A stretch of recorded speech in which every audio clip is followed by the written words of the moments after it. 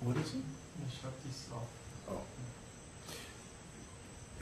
So, the Hladini Shakti, or the Ananda, bliss, energy of the Lord, is personified as Śrīmatī Rādhārāṇī. And Radharani is like the female aspect of Krishna. She is Krishna himself as his eternal consort. Sometimes people say, well, who is that girl with Krishna? Why is Krishna never alone? Because Krishna is God. He's the supreme enjoyer. So he's never alone.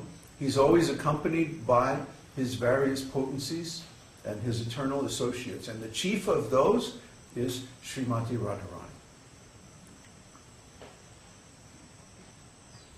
When Śrīmatī Rādhārāṇī appears in Vrindavan, in Braja, in Gokula, at first she doesn't open her eyes. And everybody thinks, oh, maybe she's blind. And then,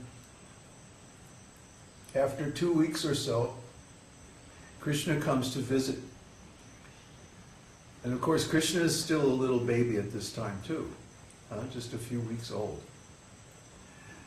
And as soon as Radharani hears Krishna's voice, she opens her eyes. And Krishna is the first thing that she sees.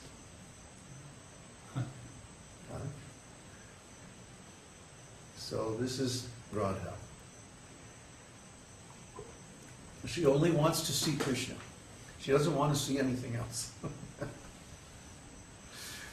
So Radharani grows up with Krishna. And because she has a special blessing by Durvasa Muni. Durvasa Muni is one of the expansions of the Lord as a great sage. And he's a great devotee of Lord Shiva. And because of this, he has all kinds of mystic powers. So Durvasa Muni is known for cursing people. But he's also known for blessing people. So when Durvasa Muni came to visit Vrindavan, Śrīmatī Rādhārāṇī was serving him and cooking for him. And everything she cooked was so wonderful that Durvasa Muni was so satisfied that he gave her the blessing that whatever you cook will be as sweet as nectar. So from that time on, Mother Yashoda engaged Radharani in cooking for Krishna. So from a very early age, Radharani was also the chief cook for Krishna. And of course, Krishna used to tease her. She would cook something and then serve it out to Krishna, and Krishna would taste something and go, ugh. And then look at Radharani to see the effect. And then when they grew up a little bit more, then the girls, especially, also the boys in Vrindavan, but the girls especially, formed these tribes called yutas. And that, from our English word youth, comes from that. So all the youths of Vrindavan, they formed these tribes, or gangs, or whatever you want to call it, posses. The gangs of Vrindavan. Called yutas. And Śrīmatī Rādhārāṇī is, of course, the head of one yuta. And her chief rival, Chandravali, is the head of another yuta of gopi girls. And so they would compete for Krishna, for his attention and his time, and for going out on excursions in the forest with him. So they have different moods. And Chandravali and her gopis are called the right-wing gopis. And Radharani and her gopis are called the left-wing gopis. And the difference is that Chandravali is very, very humble. Her mood is, anything that you want, Krishna, that's okay. We never complain. Anything you want to do. But Radharani's mood is more like, Krishna, you better be respectful. Otherwise, you're not getting any. You're out in the doghouse. Cowhouse? I don't know. Anyway. The barn. Yeah. Especially Lalita. Lalita is Radharani's best friend. And also an expansion of Radharani. All the principal gopis are expansions of Radharani and different moods. And Lalita, her mood is, Krishna, you better treat Radharani good, or you're gonna regret it. I'm gonna make you suffer. Lalita is very strong like that. And another expansion of Radharani is Tunga Vidya. Tunga Vidya Gopi is the mistress of dancing and music in Vrindavan. And so her engagement is to make many groups of musicians to enhance Radha and Krishna's pastimes by their wonderful sweet music. And then of course Radharani is the dancing mistress of everyone in Vrindavan. She teaches everyone how to dance, even Krishna. And the rasa dance is her invention. So we can understand the importance, central importance of Radharani in Krishna's pastimes. Why is this? Because she is the abode of rasa. She has this wonderful conjugal love for Krishna, which is called Mahabhava.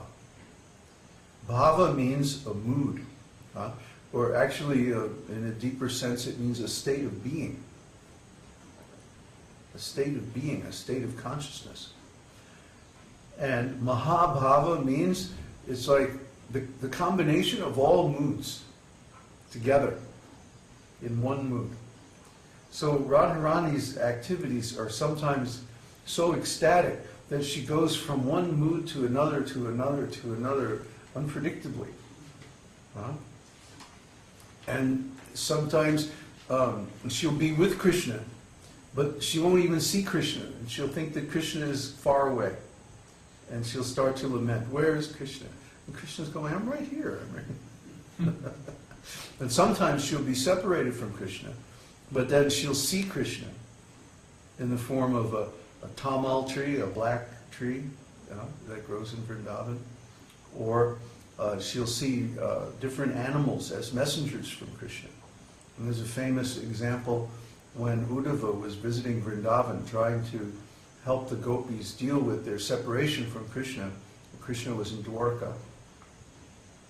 That Śrīmatī Rādhārāṇī saw a black bee. Now, of course, the black bee, the bumblebees, they go from flower to flower. And they just fly here and there, everywhere in the forest. But Śrīmatī Rādhārāṇī was so much thinking of Krishna that she saw the bee as a messenger from Krishna. And she said, look at you. You're not satisfied with one flower. You have to go from this flower to the next, to the next, to the next. Why don't you just settle down and stay with one flower? What's wrong with you? You're the unreliable servant of an unreliable master. And this way she was chastising Krishna. And so Uddhava was astonished to see this, because the gopis are so saturated with Krishna consciousness that they can't forget Krishna even for a moment. Even when Krishna, if he mistreats them and goes away and leaves them and apparently doesn't pay any attention to them, still they think of Krishna all the time, day and night. And even if they want to stop thinking of Krishna, they can't. They can't help it, because Krishna is their heart and soul. And Śrīmatī Rādhārāṇī is the essence, the pinnacle, the topmost worshipper of Krishna. So this attitude finds its perfect expression in her. Our sampradaya, our lineage, is coming from Chaitanya Mahaprabhu. And Lord Chaitanya Mahaprabhu is Krishna himself, but he's called Gaura because he appears in a golden color which is the color of Śrīmatī Rādhārāṇī. And that means that he also accepts her mood. Why is this? Because Krishna sees Radharani worshipping him in different ways, and because she is the embodiment of the Hladini Shakti, the bliss potency, the Ananda Shakti, he sees that, oh, Radharani, my transcendental bliss is complete and ever increasing. But Radharani's transcendental bliss is 10 million times mine. I want to taste that bliss. I want to know what is going on in Radharani that allows her to enjoy such amazing transcendental bliss. So Krishna appears in Radharani's mood. He appears as